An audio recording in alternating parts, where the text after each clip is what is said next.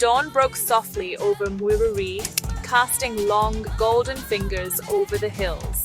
The once-forgotten village had begun to stir with new life. Children walked to school with laughter instead of fear, and mothers carried hope in their baskets alongside grain. Yet, beneath the singing birds and busy mornings, a shadow was growing. Silent, but watching. Jane Nyakairu had changed the story of the daughters of Muireri, but change, she soon learned, is a river that awakens both thirst and resistance. One evening, as she walked back from the newly opened girls' school, now named the Maitu Center for Learning, she noticed the silence in the marketplace. Men who once greeted her warmly now looked away. Whispers floated like dry leaves. She has forgotten her roots. She mocks our fathers. She wears the robe of a man and brings the curse of women who speak too loud. Jane paused, her heart heavy. She had faced the law and won, but now she was facing something older and darker, the pride of tradition. That night, as the wind howled over the mountain, she received a message, a letter wrapped in old goatskin, sealed with ash.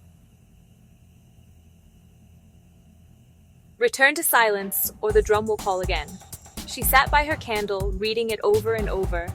The drum, that ancient symbol of power and fear, was a reminder of what she had once defied.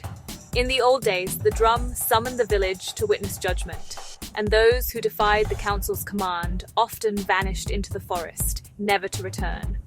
But Jane Nyakairu was no longer a barefoot girl. She had faced cities, courts, and the cruelty of men, Zuchuisti. She would face this too. At dawn, she climbed the sacred hill where the old drum once hung. There she met Elder Muturi, the last drummer of the council, Maestei, a man whose eyes carried both wisdom and warning. My daughter, do not fight the drum. The mountain listens, and old spirits do not sleep. Jane bowed her head respectfully.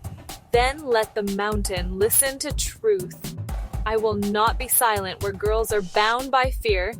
The elder sighed deeply. You are your mother's fire. But remember, even fire needs the wind to live, and the same wind can also kill it. That night, strange things happened. The cattle in the chief's kraal broke loose. The sky thundered without rain. Some said they saw a shadow of a woman walking by the river, holding a book that glowed like moonlight. Others swore they heard the drum beat just once, then stop. The next morning, the villagers woke to find the ancient drum split in two, lying at the foot of the sacred tree. The people gasped, the elders wailed, and the chief called it a sign of defiance from the spirits.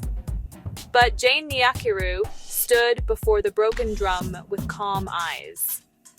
It is not a curse, she said. It is freedom breaking its shell.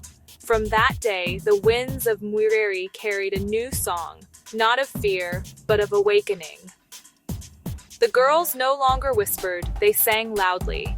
And though the old ways still lingered in corners, the heart of the village had begun to shift forever. Yet, in the city beyond the hills, a new storm was rising. One that would test not just Jane's courage, but her faith, her loyalty, and the truth of her own bloodline. For even as she broke the traditions of her fathers, she was about to meet the mother who had once been buried by them.